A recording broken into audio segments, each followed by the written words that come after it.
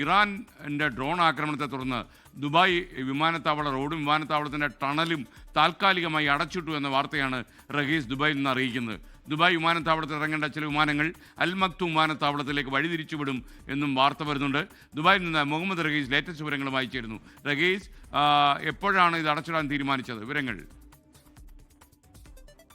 ആക്രമണം ഉണ്ടായ സമയം മുതൽ തന്നെ ഈ റോഡുകൾ അടച്ചിട്ടിരിക്കുകയായിരുന്നു എന്നാണ് ഇപ്പോൾ ലഭിക്കുന്ന വിവരം. അതായത് അത് ഔദ്യോഗികമായി അല്പസമയം മുൻപ് മാത്രമാണ് സ്ഥിരീകരിച്ചത്. ദുബായ് എയർപോർട്ട് റോഡും ഒപ്പം തന്നെ എയർപോർട്ട് ടണലും താൽക്കാലികമായി അടച്ചിരിക്കുന്നു. ഇത് തിങ്കളാഴ്ച രാവിലെ സംബന്ധിച്ചിടത്തോളം വളരെ പ്രധാനപ്പെട്ട ഒരു കാര്യമാണ്. ഏറ്റവും കൂടുതൽ തിരക്കുണ്ടാകാൻ സാധ്യതയുള്ള റോഡുകളാണ് ഈ രണ്ട് റോഡുകൾ. ഇന്ന് രാവിലെ ഉണ്ടായ ആക്രമണത്തെ തുടർന്ന് താൽക്കാലികമായി അടച്ചിട്ടിരിക്കുന്നു എന്നുള്ള വിവരങ്ങളാണ് പുറത്തുവരുന്നത്. വാഹനങ്ങൾ ബദൽ റോഡുകൾ വഴി പോകണമെന്ന് ദുബായ് പോലീസ് അറിയിച്ചിട്ടുണ്ട്. അപ്പോൾ ഈ രണ്ട് റോഡുകൾ ഇനിയൊരു അറിയിപ്പ് ഉണ്ടാകുന്നത് വരെ തുറക്കില്ല എന്നുള്ള വിവരമാണ് ഇപ്പോൾ പുറത്തു വരുന്നത്.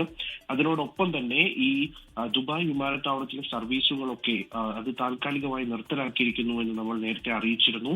അത് അൽ മക്തൂം എയർപോർട്ട്, ദുബായിലെ രണ്ടാമത്തെ എയർപോർട്ടായ അൽ മക്തൂം എയർപോർട്ടിൽ വഴി ഇറങ്ങേണ്ട ചില വിമാനങ്ങൾ അവിടെ ഇറങ്ങും എന്നുള്ള വിവരമാണ് ലഭിക്കുന്നത്.